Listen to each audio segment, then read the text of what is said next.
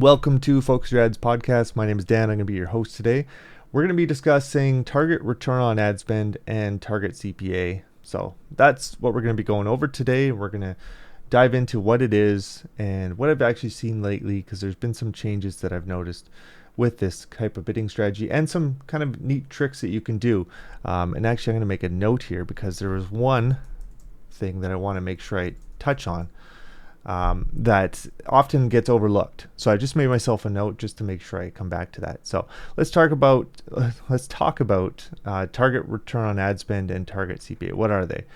So essentially, this is a bidding strategy. So if you want, let's talk about target return on ad spend first. So this is a bidding strategy that allows you to set an amount that you want to get in return for the amount you're spending. So if you decide that I want to get 10 times my return, so you're looking to get, let's say you spend $100 and you want to get $1,000 back. That's going to be 10 times your return. So in your target return on ad spend, which is a bidding strategy, you're going to look at setting 1,000% because you're looking to get 1,000% back from your return. Now you can also set this as a CPA bidding strategy. So this is how many conversions. This works really good if you're using it for a service company, or you're getting leads coming in.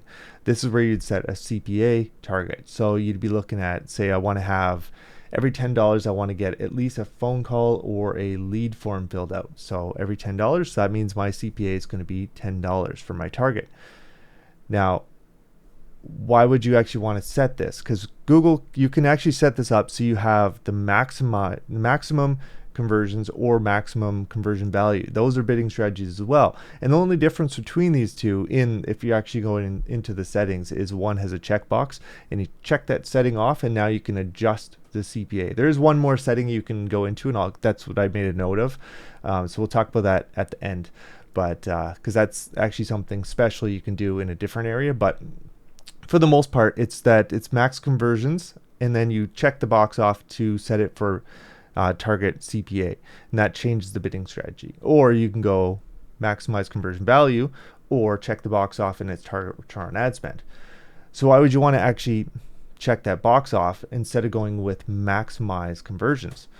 So for example, if you have, let's say you only can spend $10 per conversion, or $10 per conversion, otherwise it's not profitable for you. Let's say you spend $20, it's no longer profitable for you. It doesn't make sense. Well, if you put a $1,000 budget per month and Google says, hey, we can spend $20 and get you more conversions, we're going to do that. If you're on maximized conversions, they will go ahead and just do that. Or $30, they're going to start spending $30 because they say, well, we have to in order to get the most amount of conversions possible. But if you set a target goal, a target CPA, now you can say, no, I only want to spend if I hit that $10. So Google's going to do then is they're going to pull back and say, oh, well, we can't actually spend that amount of money, so we're going to pull back now. So you're only going to spend $10 per conversion, and if they can't hit that, it's going to underspend, or it's going to, essentially, it could overspend for a while, but eventually it's going to start to underspend, and you're going to see your budget go down. So if you were spending $1,000 and it couldn't hit that target, all of a sudden you're now spending $500, and maybe you can now hit that target at $500, which is neat if you need to hit a certain target for your CPA. Or same with ROAS.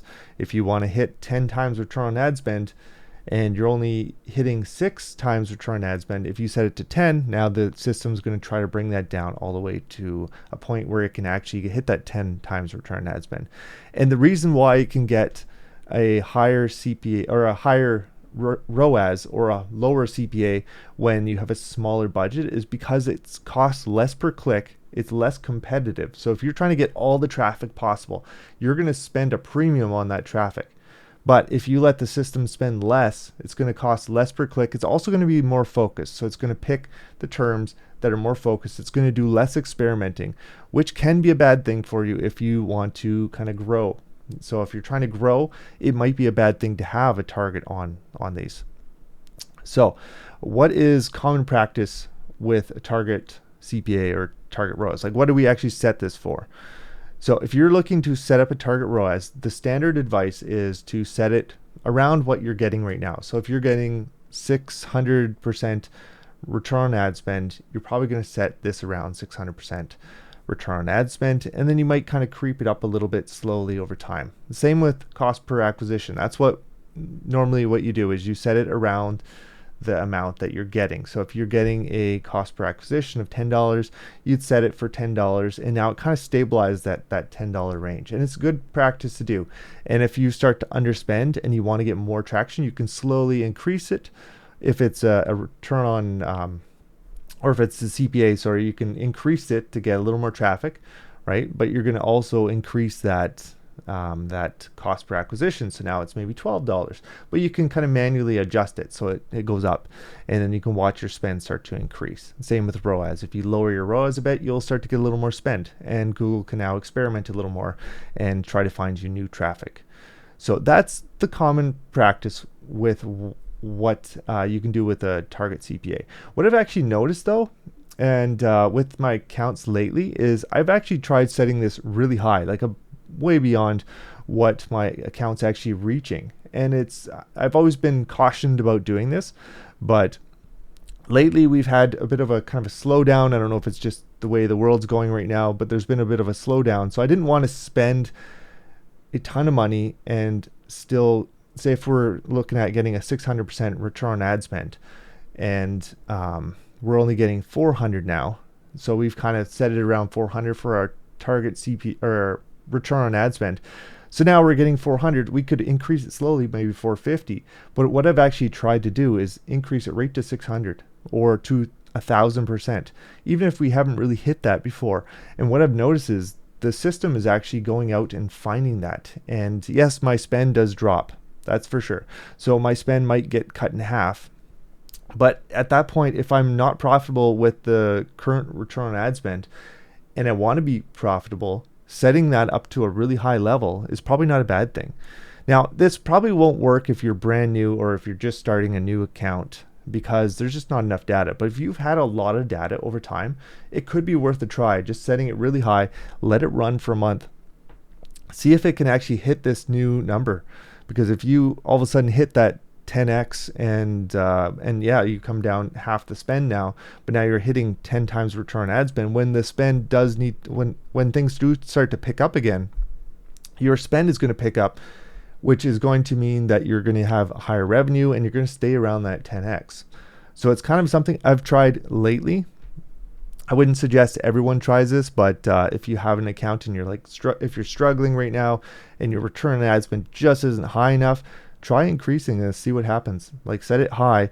And the worst that's going to happen is you're going to underspend or you're going to stop spending. So just watch your spend. If it starts to creep down, you'll know why. And if it stops spending, well, you can now crank the number back up again, like turn it back the other way. So if you had 1,000% ROAS, you could now bring it down to 700 or something like that. Start bringing it down, and that'll allow your system to start spending again. So, and you can do the same with CPA. So if you want to hit a really high CPA goal, or I mean a low CPA goal, then shoot for something really low. Like set it at the point where you want. If you're hitting 30 times, like it's 30 for your CPAs right now, $30 CPA, then set it for $10 and see if the system can actually bring it down to that point.